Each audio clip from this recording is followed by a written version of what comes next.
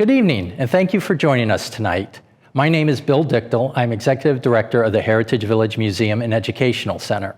Tonight, we are raising funds to do renovation work on the Myers Schoolhouse. It's been a while since anything's been done.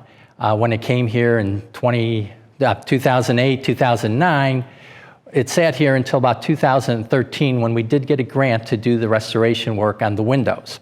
But then we hadn't done anything. And I was approached in the fall of 2016 by Mike Ward, the president of the Hamilton County Retired Teachers Association.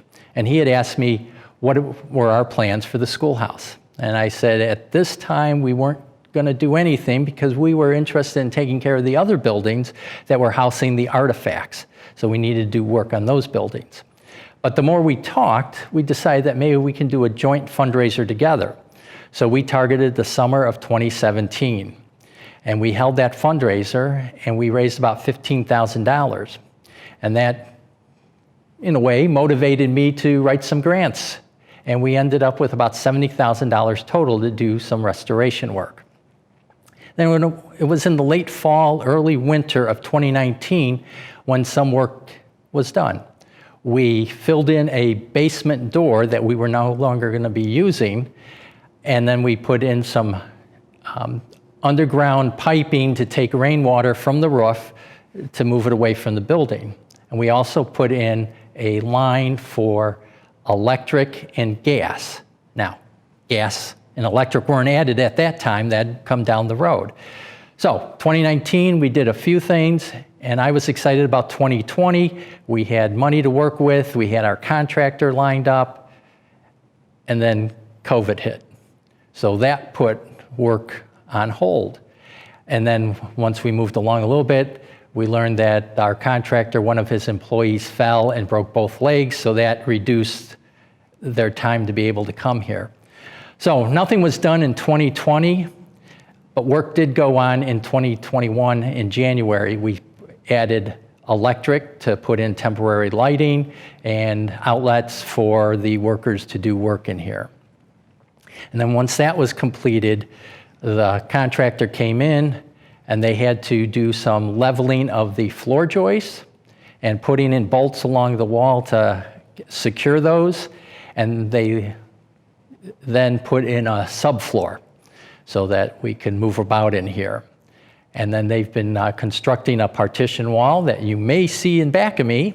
And once that is completed, we're going to put in a slate blackboard that was donated to us by the Mount St. Joseph University earlier this year. And we have stairs to the basement, so we have accessibility to store things down there. Now, once that work is done, we're going to need some more money so that we can redo the roof, box gutters, take care of the bell tower that's in not stable condition. And once that's done, then we can ring the bell, which I like. We're going to put in drywall all the way around, put drywall on the ceiling and insulation so that we also will be adding heating and cooling for this building. And then electric will be added around the walls for outlets. And then we'll change the lights. And once all the work is done, we'll put a floor down. We don't want to put it down any sooner because you know what'll happen. Someone will drop a hammer and then we'll gouge the floor. So we'll wait until everything's done before the floor goes down. Now, once we get all this work done, the plan is to use the schoolhouse as a one-room school from the late 1800s for education programs for the schools to come. And we can also use it for a reception area for weddings because we have the Somerset Church right next door, so people can come here for a reception. We can use it for our own period dinners if we like. We can use it for Haunted Village and have activities in here. And one of the things that I really like is that we can set up a large train layout in here during our train days in December. So we are doing a silent auction that people can bid on items. And so if you go to our website and find how how to connect to GiveSmart, then you could bid on some things so that we can raise some money that way. And if you don't find anything that you're interested in, you can make a donation to us. So thank you and enjoy your evening. Hi, my name is Michael Ward. I'm with the Hamilton County Retired Teachers Association. And the Hamilton County Retired Teachers Association has been around since 1946. And right now we have about 1,500 members. And what we do is get involved in things that promote education in Cincinnati, especially in Hamilton County, and we encompass all the school districts in Hamilton County. We offer scholarships, we offer luncheons, we do different kinds of activities to get retired teachers involved, not only in the community, but to come together. We always have volunteer activities going on, and the Myers Schoolhouse is one of our ventures that we've been volunteering and helping to raise funds for this schoolhouse, for the renovation, because we think it's very important to the history of education in Hamilton County. So we continue to come here, hold meetings here. We look to the future when we can become involved in really restoring the interior of the schoolhouse. With our donations, we have teachers that have antiques and things that relate to the background of teaching. And this is where it all started, a one-room schoolhouse in Delhi Township in the 19th century, and has progressed. Teachers back then taught all the grade levels in one school. And this is outstanding that we can use this to go back in time. District School Number 3, or as we call it here, Myers Schoolhouse, opened for school in 1891 at 370 Neeb Road, which is now the campus of Mount St. Joseph University. By 1926, one-room schoolhouses such as what we see here today had become an antique. 1926 was the year Cincinnati consolidated its schools, so there was no longer a use as a school for Myers Schoolhouse.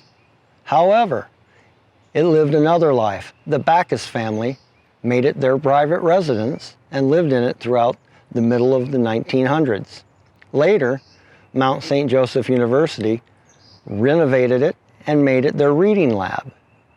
As they needed the land for other things, the Sisters of Charity generously donated the building to the Heritage Village Museum, where we are in the act of restoring it to its former glory so that we can tell children and adults alike the story of the one-room schoolhouse in Southwest Ohio. My recollections of the Myers Schoolhouse go back to when I was in high school. We had a mutual friend, a young lady that was a year older than me. Her name was Barb Backus, and we called this part of the Backus house. And I remember being at a party, and this was fixed up like someone's family room. You could tell it was a one-room schoolhouse from the outside, but inside it was furnished in modern 60s type furniture. Later on, I graduated from Mount St. Joe with a master's degree, and I remember being on the way to school at Mount St. Joe and seeing the house, and I remember it being, the house itself was for sale, which this was connected to. And later on, I remember saying, all of a sudden, the schoolhouse is gone, and reading an article that it was moved basically brick by brick from Delhi to here. And that was an endeavor because this sat next to Mount St. Joe University in Delhi. Right now there's a parking lot where it used to be. Part of the house is still there that was originally the Backus family home. But later on, as I said, I read about the Myers Schoolhouse coming to Heritage Village, and it was unbelievable seeing it first time because all of a sudden it looked the same from the outside, although it was painted white when I remember in high school. So now being restored and getting ready to go back to what it was when it sat in Delhi Township.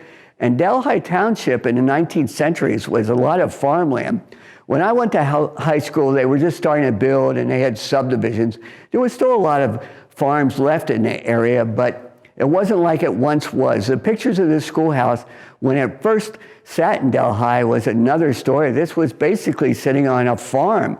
Later on, they built a house that connected with it, and then, of course, Mount St. Joe University has expanded many times since. So it was a a labor of love when we saw this and being part of the Hamilton County retired teachers getting involved in a fundraiser for here and continued to support the Myers Schoolhouse because we think this is a great endeavor. We think this is important to the children of Cincinnati and also to the teachers. Something like that takes them back to another time and another experience and what teaching used to be like. Teaching has changed over the years, especially as far as the schoolhouse and the facilities. Much more modern now. So this is a step back in time. So I think this is very important to Hamilton County and teachers and Cincinnati as a whole. Hello, and welcome to Delhi Township District School Number 3.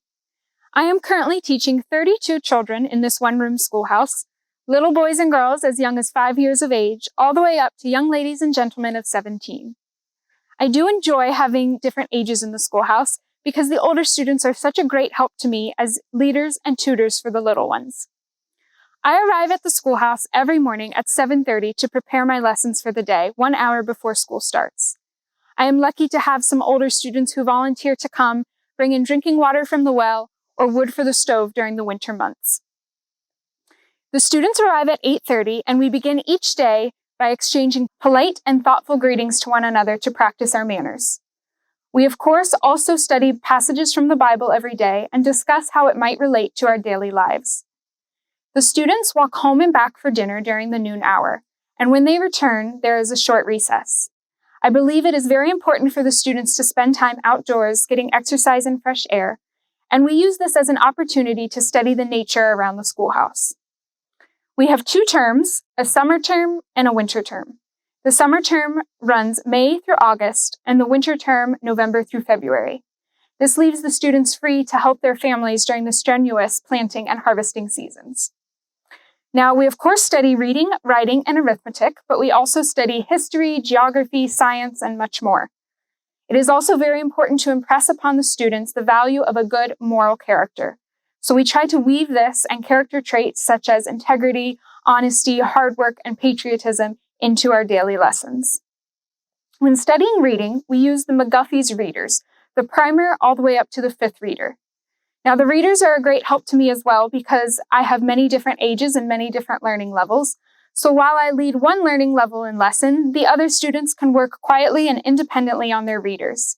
They are given new vocabulary to study at the start of a lesson, which they must memorize, and then the younger students practice their phonetic skills while the older students are reading great works of literature. Next, we will study writing, and it is very important that the students master their penmanship. Some students will naturally try to write with their left hand, and they must be corrected to write with their proper hand if they wish to master this skill. When studying arithmetic, we make sure that the students memorize all their computations to give them a solid foundation for the more advanced arithmetic courses later on. We write the same computations again and again and again on the blackboard, as many times as needed until the students are able to commit them to memory. If the students wish to graduate, they must go to the county seat and sit for an extensive exam. The exam is 5 hours long, with an hour each for spelling, U.S. history, geography, arithmetic, and literature. I know that I will miss my students dearly when it is time for them to go, but I am so proud to see them go off into the world to become hardworking and good people. As a retired teacher and principal, I've always enjoyed Heritage Village. It has a lot of memories, starting with the Kemper log cabin that I remember as a little kid at the zoo. But the Myers Schoolhouse, I think, is a great addition to the Heritage Village. This is somewhere that children can come and see what children in the 19th century did, how they were in a one-room schoolhouse at a time that wasn't really heated or even cooled. It had a pot-bellied stove, but it didn't have air conditioning back then, and how all the grade levels were in one classroom, and the teachers had to individualize, which is very important because teachers even today are supposed to be individualizing, but not through all the grade levels as they once did. But this is very important, the whole Heritage Village concept, coming back here in time, that the children can see the different things that relate to the past of Hamilton County and Cincinnati specifically. What an opportunity for our children just to come back and live the history of another time and be able to walk into a schoolhouse like this and see it. Not only, usually they see things from pictures, but this is real life where they can come back and really have an experience that they wouldn't have somewhere else.